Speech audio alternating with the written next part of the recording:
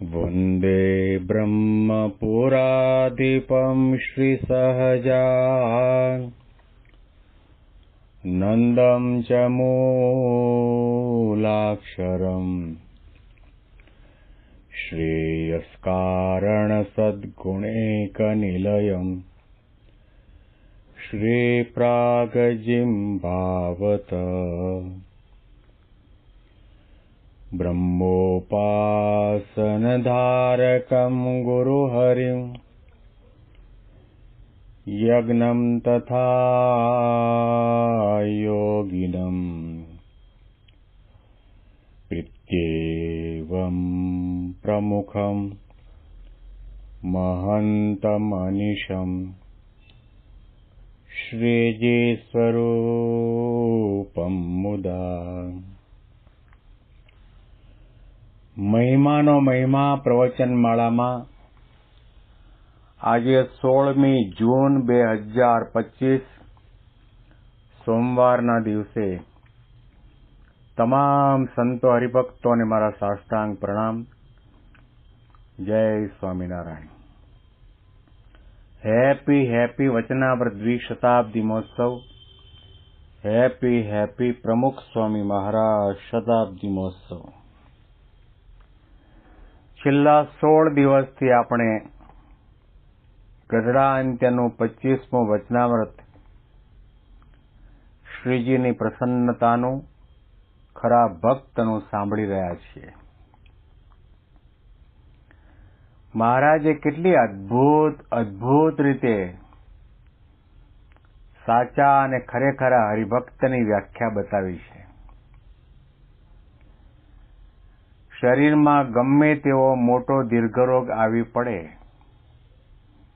અન્ન ખાવા ન મળે, વસ્ત્ર પહેરવા ન મળે, ઇત્યાદિ ઘણા પ્રકારના દુઃખના પ્રસંગો બને કે ઘણું બધું સુખ સાહેબી અને વૈભવ આવી પડે તો પણ ભગવાનનો જે ખરેખરો હરિભક્ત હોય તે ભક્તિ, ઉપાસના, નિયમ, ધર્મ, શ્રદ્ધા એમાંથી લેશ માત્ર પણ મોડો ન પડે, રતિવા સરસ થાય.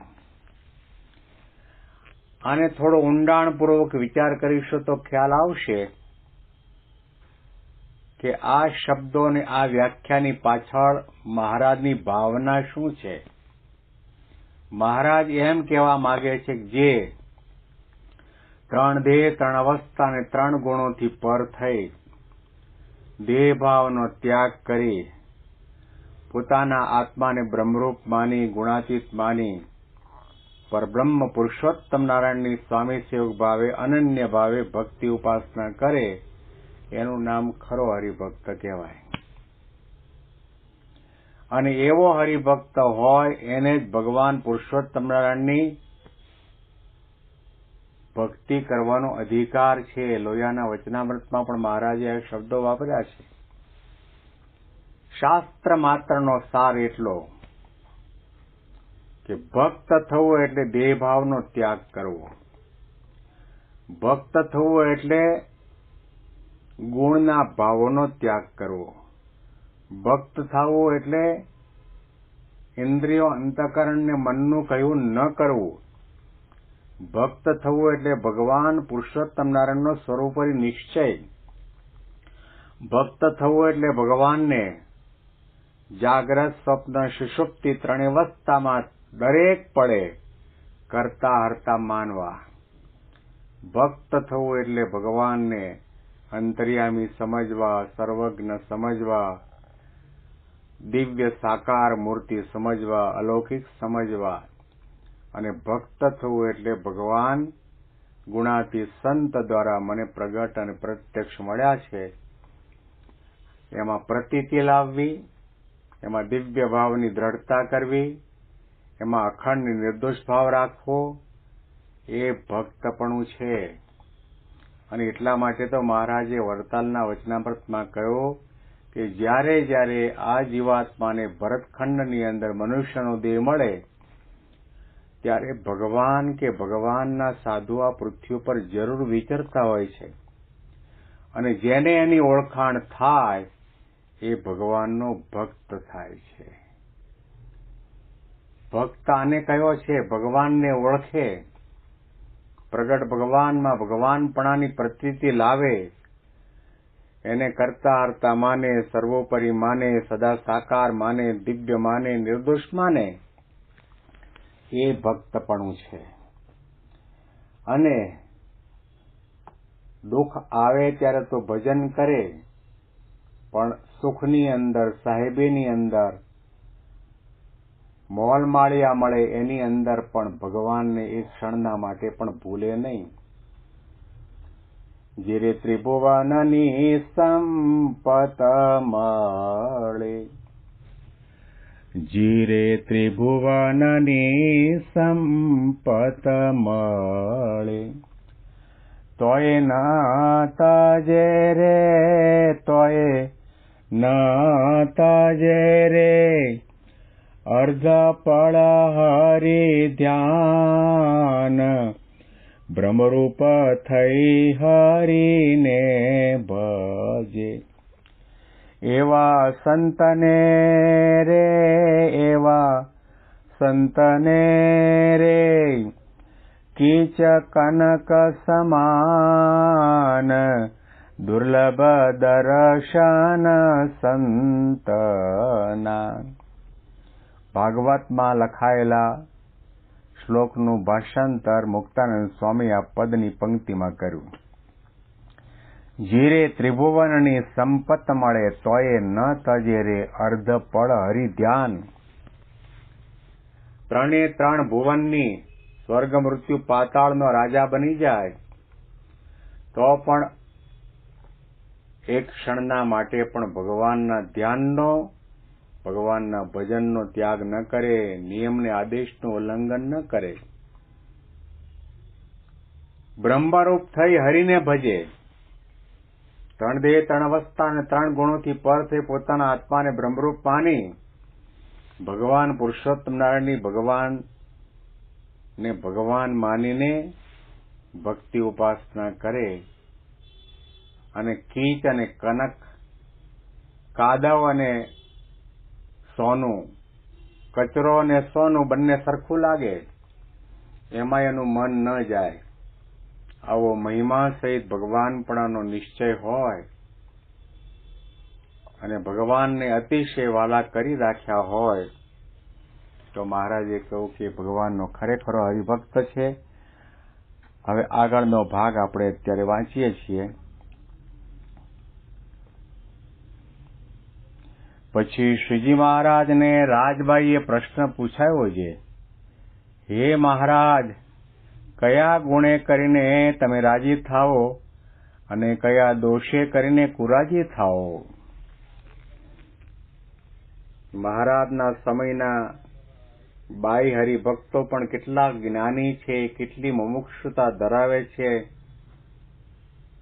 કેટલું જાણપણા સહિતનું ભજન ભક્તિ કરે છે. આના ઉપરથી આપણને ખ્યાલ આવે કેવો પ્રશ્ન કર્યો. મહારાજ, તમે કયા ગુણે કરીને ભક્તના ઉપર રાજી થાવ અને કયા દોષે કરીને કુરાજી થાવ?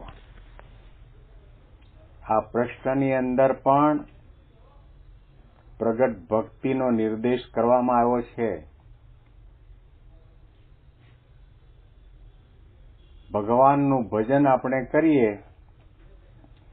ભક્તિ કરીએ, એ પ્રગટ ભગવાન જાણે છે, જુએ છે, એમને ખ્યાલ છે. કયા ભાવથી કરે છે, કેટલા ઉત્સાહથી કરે છે, કેટલા મહિમાથી કરે છે, શાના માટે કરે છે, શું મેળવવા માટે કરે છે, એ પાઈનું તલે તલનું સારી રીતે જાણે છે. મૂર્તિની વાત નથી, મૂર્તિમાં ભગવાન સાંગોપાંગ રહ્યા છે, વાત 100% સાચી છે. પણ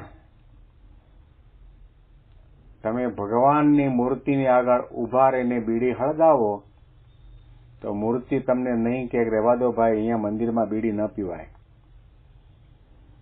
પણ એના એ ભગવાનનું હરતું ફરતું સંત સ્વરૂપ હોય, એની સામે કંઈ પણ ઊંચા સાદે બોલો કે એવું કંઈ વ્યસન કરો તો તરત આપણને ટોકશે અને બે હાથ જોડીને વિનંતી પણ કરશે કે આવી રીતે ન કરાય, આ ન પીવાય, આ ન ખરાય. તો ગુણ અને અવગુણ કે જેણે કરીને ભગવાન રાજી પણ થાય ને ભગવાન કુરાજી પણ થાય. તો કયો એવો ગુણ છે, અમારી કેવી ભક્તિ હોવી જોઈએ, કેવા નિબંધ ધર્મનું પાલન હોવું જોઈએ, કેવો ભક્તપણાનો ભાવ હોવો જોઈએ, કેવો મહિમા હોવો જોઈએ કે જેણે કરીને તમે અમારા ઉપર રાજી થાઓ, અને અમારામાં કયા દોષ હોય કે જેણે કરીને તમે કુરાજી થાઓ. રાજીપા અને કુરાજીપાની વાત મહારાજે વચનામૃતમાં ઘણી જગ્યાએ કરી છે. ભગવાન જો રાજી થાય ને ભગવાનના ધારક સંત જો રાજી થાય તો રંક હોય તે રાજા થાય, એના માથે ગમે તેવું વિઘ્ન આવનાર હોય તે દૂર થાય, એના ભૂંડા પ્રારબ્ધ હોય તે પણ રૂડા થાય છે.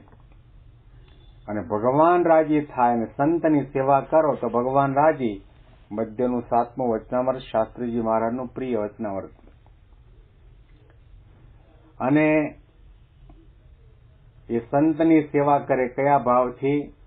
કે એને કામ ક્રોધાદિક દોષો બહુ પીડતા હોય અને એ દોષોને ટાળવા માટેનો પ્રયત્ન કરતો, અનુતાપ અને પરિતાપ થતા હોય અને સેવા કરીને સંતને રાજી કરે તો ભગવાન એના ઉપર દયા કરે કે આ બિચારો વૈરાગ્ય રહિત છે, એને કામ ક્રોધાદિક દોષો બહુ પીડે છે, એના તમામ દોષો નાશ પામો તો તત્કાળ દોષ નાશ પામી જાય છે.